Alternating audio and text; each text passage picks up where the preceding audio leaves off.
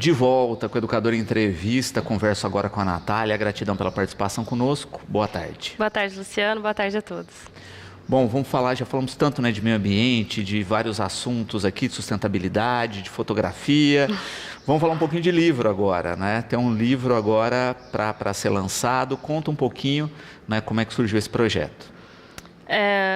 A história com os catadores já é antiga, né? Já tem aí mais de 7 anos e já faz um tempo que eu vinha pensando em alguma forma de fechar um ciclo, né, e começar outro. O projeto ele já passou por várias etapas, por várias fases que era mais virtual, fases que foi mais lidar ali com os catadores no dia a dia, parte mais de políticas públicas. Ele passou por várias fases.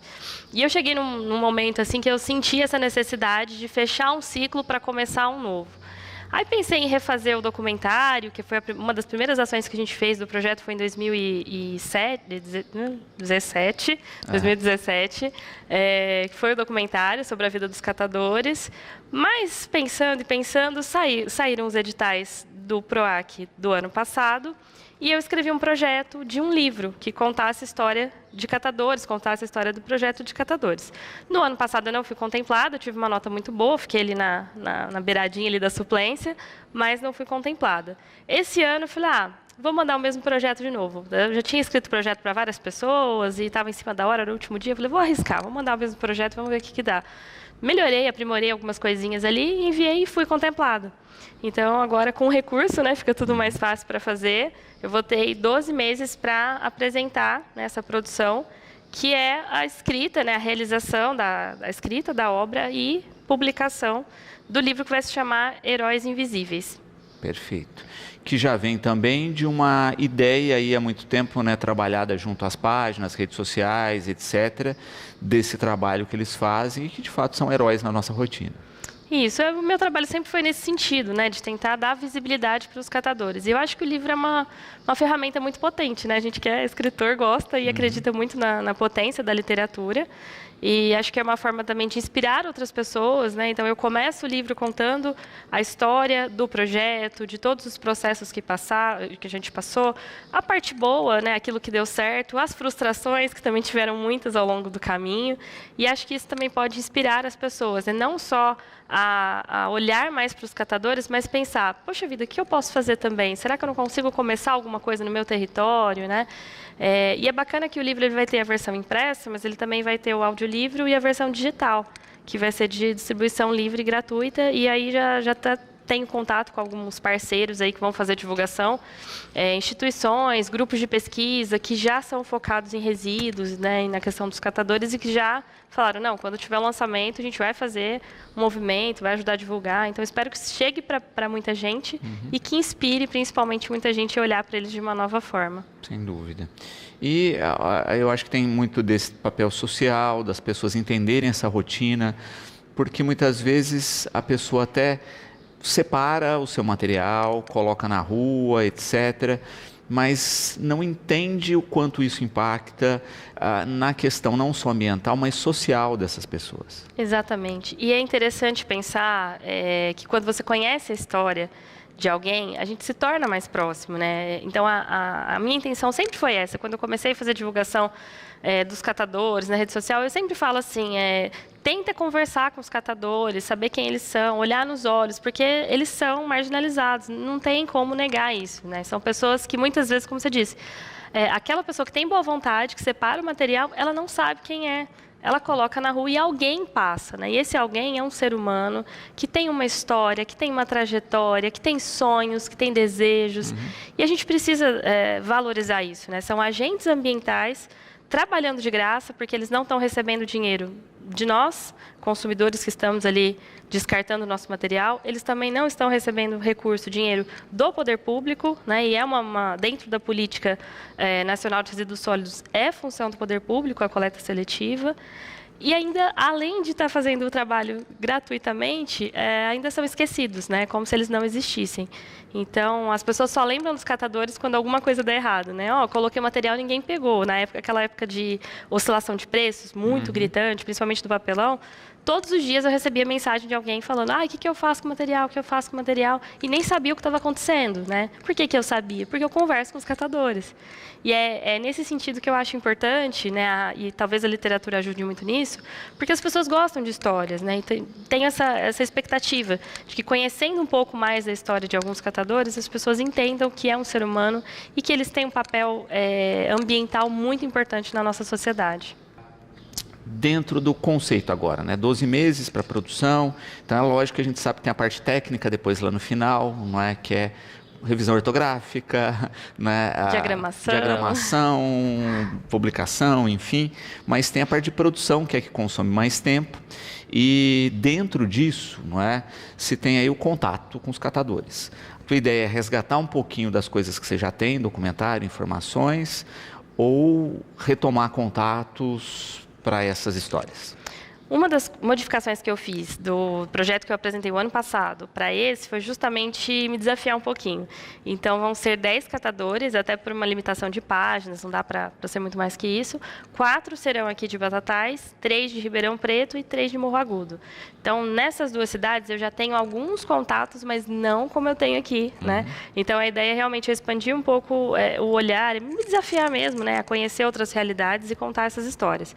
O mais difícil vai ser a seleção, porque a gente tem ali uma ajuda de custo para cada catador que for participar, porque, querendo ou não, 1, 2 ou 3 dias de trabalho que eles vão acabar perdendo para que a gente grave as entrevistas e depois eu posso fazer, né, a parte de... Não vai ser uma transcrição, né, que eu vou fazer a interpretação e contar a história, mas vou ter esse registro desse material. Então, o mais difícil vai ser a seleção. A minha prioridade é para catadoras, mulheres, e que tenham mais tempo de experiência, né? Então, é claro que, às vezes, uma história vai me chamar muito a atenção nesse processo de triagem, e talvez não seja a catadora mais antiga, ou às vezes seja um catador de sexo masculino, mas a ideia é valorizar quem já está há muito tempo nessa trajetória, né? E vai ter muita coisa legal para compartilhar com a gente. E também priorizando as mulheres, porque, né, acho que vale a pena a gente olhar com carinho, porque a gente tem injustiça climática, injustiça ambiental, e as mulheres são sempre as que sofrem mais, né? Por ter filhos, por ter jornadas duplas, triplas, e ainda mais nesse trabalho tão difícil que é de coleta seletiva, né? Inclusive, aqui em Batatais, a gente tem, bem dividido, assim, a gente tem mais ou menos a mesma quantidade de homens e mulheres, e na maioria tem mais de 60 anos, né? E de fato, né? Porque às vezes a pessoa é interessante, mas ela não tem histórias. Às vezes a pessoa tem boas histórias, mas ela tem dificuldade de contar, né? Então, de fato, né, a seleção é um processo complicado, até para entender esse passo a passo aí, né, e conseguir retirar, né, o melhor conteúdo. Isso. E também tem uma questão importante, que eu acabei não mencionando, que o livro também vai trazer fotografias, né? Eu trago também minha experiência como fotógrafa, acho importante. Então, vão ter alguns retratos. Inclusive, no evento de lançamento, vai ter uma exposição com um retrato de cada catador. Isso está previsto no orçamento do projeto também. E a intenção é também, assim, respeitar aqueles que não queiram se mostrar, que tenham vergonha, que não queiram ser fotografados, né? Então, também pode ser um processo de escolha, né? Aqueles falam, não, a minha imagem eu não quero que apareça. Mas o bacana é que, assim, de qualquer forma, eu vou ter material para outros trabalhos que eu posso fazer simultaneamente, né? Nada vai ser perdido nesse processo de triagem. E, principalmente, a rede de contatos, né? Que eu acho que essa é muito bacana. Tem uma história interessante, uma catadora de Franca que me conheceu por conta do Cataqui, né? E do Pimp Marca Roça. E a gente se tornou amigas, assim, hoje a gente tem um laço de amizades. Ela me apresentou para várias pessoas de Franca, eu acabei indo trabalhar para o Instituto Chuí de Franca, por intermédio dela, porque ela me apresentou para uma pessoa que foi para outra e chegou. Então, assim, não que eu não valorize o trabalho dos catadores, mas olha que bacana, né? Uma oportunidade profissional muito bacana que eu tive foi através de contato com uma catadora, né? Então, acho que a gente, toda a rede de contatos nesse meio que eu faço é sempre muito enriquecedor para mim. Aprendo muito com eles sempre. Muito bom. E é importante isso, né? De entender a rede, de humanizar essas pessoas que às vezes estão tão distantes da gente, não é? e de ter, de fato, uma produção nossa que faça esse papel, não é? Porque quando a gente pensa, sei lá, num Lixo Extraordinário, não é? Que foi um documentário premiado lá fora e tal, que feito por uma figura do Brasil, que é o Vic Muniz, mas que tem muito mais espaço lá fora do que aqui dentro, não é? Então a gente sempre tem isso, né? Às vezes a gente tem que se enxergar pelo olhar de fora. Né? Eu acho que se ele não tivesse produzido, não tivesse feito um documentário, né? Não fosse um artista plástico de destaque lá fora, a gente não teria tanta atenção quanto a isso. Né? Ou num filme como Estamira também, que foi tão premiado, etc., né? Que trata de uma pessoa especificamente. A ideia era tratar da questão dos catadores, né? Mas que uma pessoa ganhou uma dimensão gigante aí, e a questão da saúde mental também, que extrapolou o filme, mas que deu visibilidade para essas questões que são tão da nossa rotina e que são tão invisíveis. Sim, eu acredito muito, né, no potencial da arte, tanto que desde que eu saí da educação e que eu fui aí migrando, tentando construir um novo caminho profissional, eu acabei trilhando mais esse caminho da cultura para falar de sustentabilidade do que propriamente a área ambiental, né? Já surgiu a oportunidade de trabalhar com consultoria ambiental propriamente dita, empresas, mas eu acabei recusando porque eu acredito muito na potência da arte e nesses movimentos, né, artísticos que a gente faz, trazendo temas importantes. Então, para mim, assim, é duplamente gratificante, né, porque expor o meu trabalho, expressar o meu trabalho como escritora, como fotógrafa, né, esse olhar para os catadores nesse livro é muito importante, mas também tem a satisfação de saber que eu vou ter registrado um percurso tão longo que eu venho, né, para tentar trazer. É uma forma, é um presente para mim, na verdade, né? Uma forma de poder materializar tudo que foi feito até hoje através de um livro, de uma publicação que pode aí alcançar o Brasil inteiro e também ter uma repercussão importante depois disso, né? Também é bacana a gente pensar, né, justamente dessa preocupação quando a gente fala dos editais, né, porque muitas vezes um conteúdo tão importante quanto esse, muitas vezes não chama atenção de editoras, né, tem essa dificuldade mesmo de se colocar no mercado. A gente percebe que muitas vezes nesse ramo as pessoas acabam tirando recurso do bolso para poder fazer a sua publicação, ou faz a publicação sob demanda, mas que não tem muita visibilidade. Então a gente de fato de dar um respiro, né, e que quem sabe isso ganha uma dimensão, né? Porque a gente sabe que dentro do projeto tem um número mínimo também de exemplares que vão ser desenvolvidos, né? E depois, como isso já está diagramado, produzido, etc., nada impede depois que seja efetivamente comercializado. Sim, sim. Tem essa possibilidade. E é exatamente isso. Acho que os editais de fomento, eles justamente vão olhar para esses artistas que têm materiais que são relevantes para a sociedade, mas que muitas vezes não são comerciais, né? Por exemplo, eu lançar esse livro para uma editora, eu teria ali que desembolsar um recurso que é alto, né, para você fazer a primeira impressão e tudo mais. E não é um livro que vai vender, né? Infelizmente, se eu estou trabalhando justamente essa possibilidade de dar visibilidade para os catadores, é porque não é um tema que normalmente as pessoas procuram, né? Então, seria um livro difícil de vender, né? Tendo esse recurso para fazê-lo acontecer, a gente chega a outros públicos, porque ele chega de forma gratuita, né, de distribuição ampla. E aí sim, eu acho que vejo o resultado, né, o produto cultural, de fato, sendo difundido aí para um grande público. Muito bom. Você falou 12 meses, né? Isso tem um cronograma específico, né? Que assim, começa com isso, contato, entrevistas e depois a reta final, essa parte prática de finalização, mas também tem o tempo de trabalhar esse material, né? Sim. Por isso na verdade, não vai ser nem no finalzinho, né? Assim, o final é só os lançamentos mesmo. Previsão de lançamento do livro físico de outubro a novembro do ano que vem. E concomitante a isso, né, extensível aí para o mês de dezembro também, a divulgação do audiolivro do livro digital, né? Então, assim, na verdade, eu vou ter bem menos tempo que 12 meses para fazer, porque começa as entrevistas, depois vou ter uns 4 meses, 5 meses no máximo para escrita, e aí já entra no processo de diagramação e tal, finalização, que é um processo demoradinho, impressão, né? A impressão vai demorar aí também em torno de 20 dias, às vezes 30 dias, aí tem prazo de correio para entrega. Então, parece muito, mas passa rapidinho.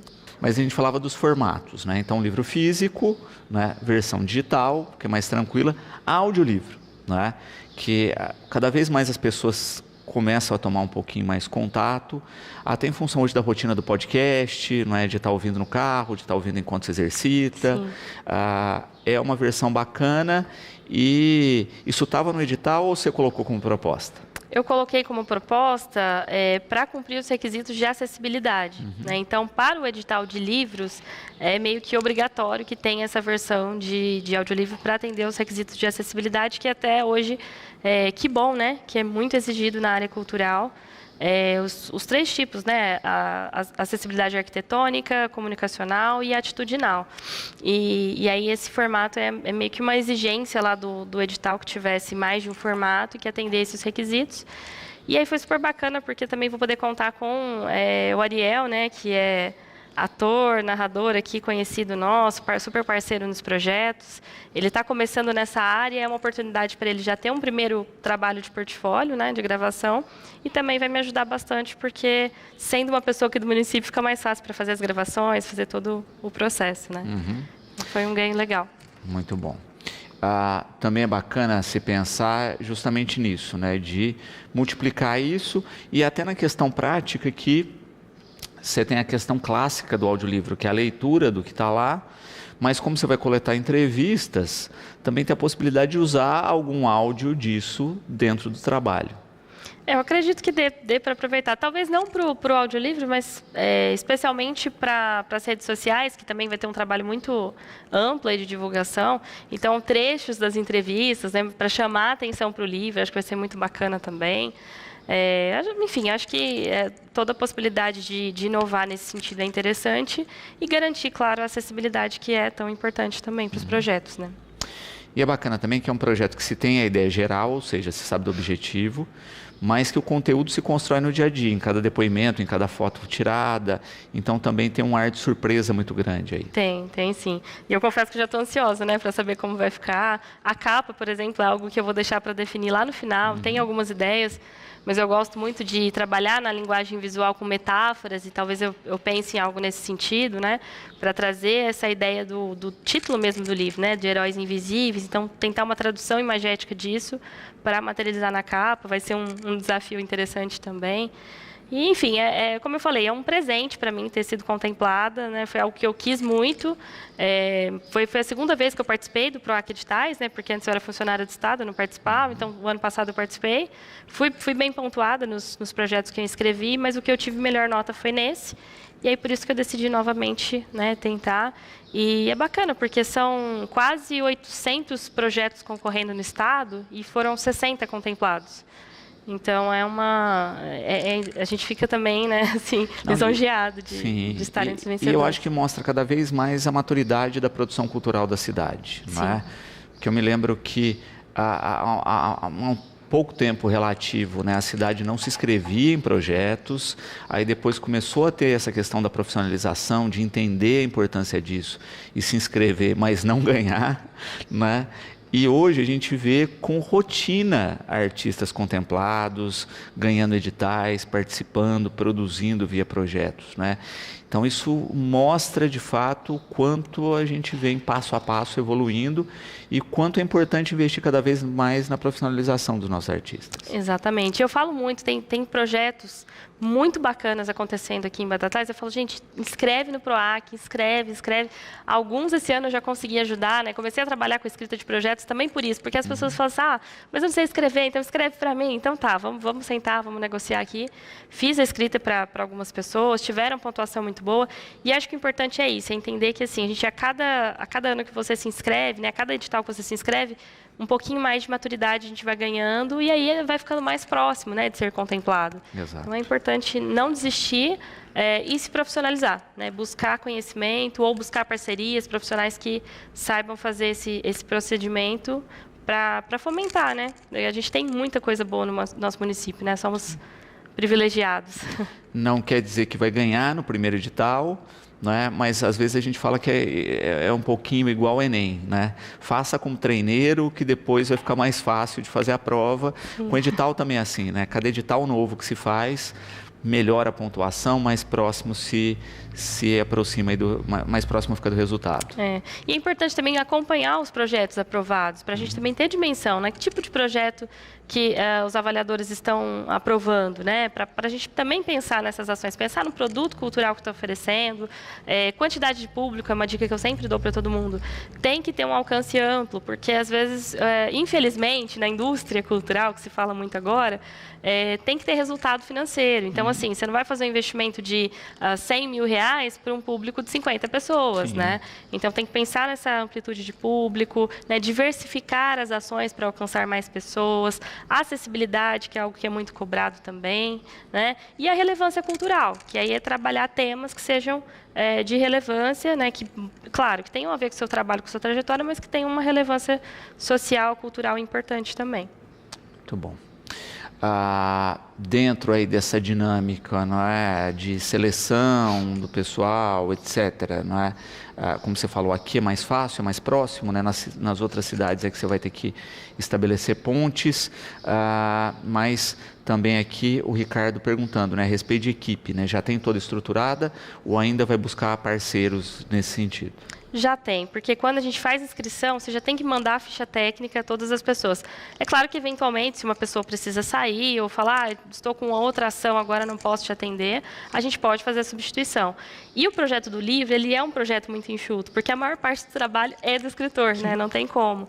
Então, ele é um projeto que tem uma ficha técnica relativamente pequena em relação a outros tipos de projeto que vai envolver uma equipe técnica muito maior.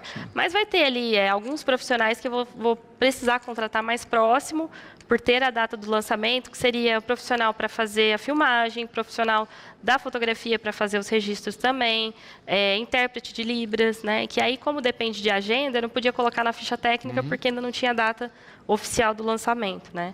Mas aí são profissionais que, ao longo lá do primeiro semestre do próximo ano, eu já vou fazer contato, porque eu já vou ter a data estabelecida, e, é claro, dando preferência para profissionais aqui de Batatais, né, da nossa cidade. E é bacana isso, né? Porque também são projetos que fomentam, e aí você fala, olha, mesmo sendo simples, né, de um livro, você já citou profissionais que eu tenho certeza que as pessoas de casa não teriam imaginado, né? E aí isso, né? Olha, um narrador para um audiolivro, né? Um diagramador, um revisor, né? Tudo isso vai envolvendo uma estrutura maior que acaba fazendo com que a produção acaba também distribuindo renda, né? Tendo essa outra ação, assim como os próprios entrevistados aí selecionados também terão um incentivo financeiro. Isso. E é interessante comentar isso, Luciano. As pessoas às vezes têm uma noção, né, de que projetos culturais vê o valor total e acha assim, nossa, vai tudo para o proponente, né? E no final você acaba ficando com uma fatia pequena, porque você tem que distribuir, não tem como fazer tudo sozinho. E a própria comissão de avaliação dos projetos não vê com bons olhos aquele projeto em que está um grande montante para o proponente, né, ou para quem, para o ator, executor, enfim, e poucas pessoas trabalhando, né? Então, o livro ele tem um custo alto de impressão, ele tem um custo alto da produção do audiolivro, tudo isso tem um custo alto, né? Papel tá caro ultimamente. Papel colorido, né? Porque como vai ser um livro que terá fotografias, ele vai ser colorido, então é 3 vezes mais caro do que um livro comum. Tem tudo isso, mas geralmente eu vejo as pessoas questionando, por exemplo, Lei Rouanet, né? Porque o PROAC nada mais é do que a Lei Rouanet do Estado de São Paulo. Muita gente não sabe, mas é basicamente isso. A gente tem o PROAC Editais, que é esse que eu participei, que é um concurso de projetos, e aí os melhores são selecionados, mas a gente tem o PROAC CMS, que tem o mesmo funcionamento da Lei Rouanet. E às vezes as pessoas assustam, né? Olham lá, um projeto de 100, 200, 300 mil, é um absurdo, né? Só que você vai olhar a ficha técnica, tem milhares, centenas de pessoas que vão ser contempladas e que vão receber, vão desempenhar o seu trabalho, vão ajudar o produto a ser executado. E fora aquilo que você não vê, né? Porque está estabelecido lá, tipo, lanche, está estabelecido lá salgadinho e etc e tal, isso vai ser adquirido de alguém, né? Hospedagem, isso vai ser combustível. Então, tudo isso gera uma cadeia produtiva também. Exatamente. Eu vou para as outras cidades, mas eu vou abastecer meu carro em Batatais, né? Tem o custo do coffee break, do evento de lançamento, vai ser comprado aqui em Batatais, né? Então, gera renda para o município também, isso é importante a gente lembrar mesmo. Muito bom. Para quem quiser acompanhar o trabalho, pode acompanhar suas redes. Por lá você vai divulgar também. Vou fazer a divulgação. No meu Instagram, que agora eu prometo que em 2025 eu vou produzir mais conteúdo, né? Dei uma desafogada agora da parte de disciplinas do doutorado, então esse ano eu vou ter um pouquinho mais de tempo. Na.Vieira, o meu Instagram. E também o Instagram que eu fiz específico para o livro, né? Que eu, na verdade, transformei o Instagram que era do Recicla Batatais e agora ele é Livro Heróis Invisíveis, né? As duas redes sociais. Pode manter contato por lá e é claro que também vou continuar usando o Instagram que é do livro, para também divulgar questões de resíduos sólidos, que eu sei que as pessoas adoram, né? Quando eu posto vídeo explicando separação de material, é sempre vídeos que as pessoas elogiam e falam, você podia fazer mais vídeos para a gente ir aprendendo. Então também tem conteúdo nesse sentido que eu vou continuar publicando. E os bastidores do livro, que eu acho que vai ser o mais legal, né? As entrevistas, esse processo de seleção.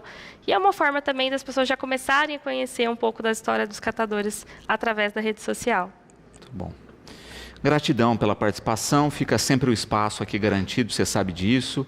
E eu espero que no próximo ano a gente continue, né, dando boas notícias, falando de ações tão importantes aqui para a cidade e pensando, né, sustentabilidade de uma maneira humanizada, né, dando voz, espaço e visão às pessoas que fazem esse trabalho.